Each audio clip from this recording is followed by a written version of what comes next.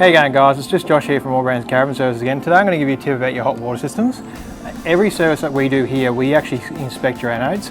So if you have a look down here on this anode has been in this van for 12 months. When it starts getting any of this pitting, we recommend for you to change it, because this pitting will break off into your water supply. It'll go through your hot water system all the way to your taps, and in your taps you got a little filter. If those filters get blocked up, then you're going to lose a lot of pressure in your taps. So that's why we highly recommend every service that we can change these for you, and we'll do a flush out of the system.